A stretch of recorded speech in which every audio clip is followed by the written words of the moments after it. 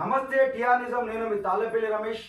ఇంకొక విషయాన్ని కూడా చేస్తాను. ఏంటంటే ఈ ప్రభుత్వము డబుల్ బెడ్రూమ్లో ఉన్నటువంటి అనర్హులను ఏరివేస్తాను అని చెప్పి చెప్తా ఉన్నది.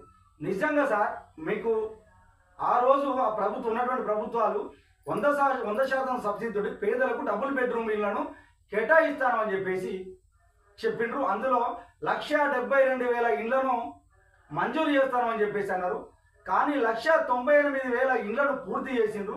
కానీ అలా 1,48,000 ఇళ్లను మాత్రమే కేటాయించిండ్రు.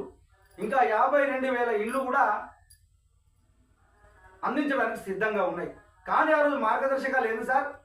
ట్రాక్టర్ ఉన్న వాళ్ళకు ఇల్లు ఇవ్వద్దు, కారు ఉన్న వాళ్ళకి ఇల్లు ఇవ్వద్దు అని చెప్పి చెప్పిండ్రు. కానీ ఆ రోజు దానికి ఆ కేంద్ర రాష్ట్ర ప్రభుత్వాల నిబంధనలకు విరుద్ధంగా ఆ ఇళ్లను మంజూరు చేసి వాళ్ళకి కేటాయించిండ్రు.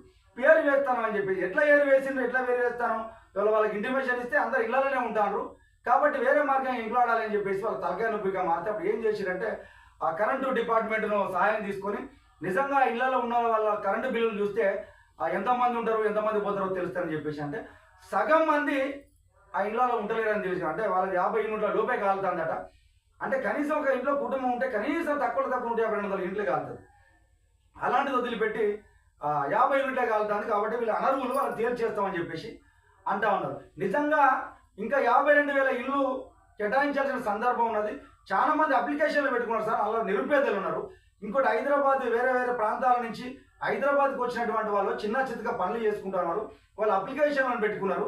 ఇంకా దళాలను ఆశ్రయించాల్సిన సందర్భం ఏర్పడతా ఉన్నది. కాబట్టి వాళ్ళపైన దృష్టి పెట్టారు సార్. నిజంగా ఇల్లు ఇస్తే వాళ్ళకి అండి.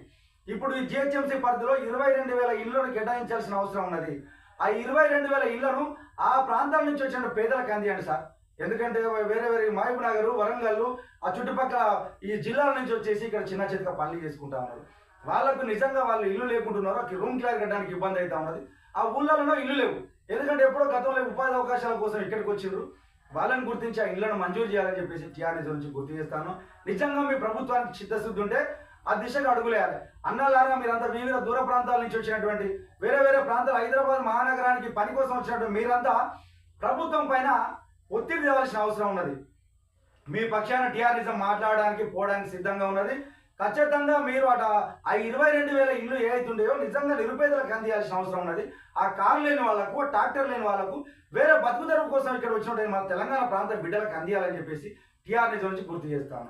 ఏంటంటే ఈరోజు మీ పార్టీ నాయకులకో లేకపోతే ఇంకెవరికో ఇంకో గత ప్రభుత్వం చేసినట్టు మీరు చేయకుండా ఖచ్చితంగా వాళ్ళకి అందియాలి. కొద్దిమంది అప్లికేషన్ పెట్టుకున్న సంవత్సరాలు అవుతాను సార్, ఇక రేపు వస్తుందో మాపొద్దు అని చెప్పేసి అంటారు. మరి ఇప్పుడు ఇస్తారా లేకపోతేనేమో జిహెచ్ఎంసీ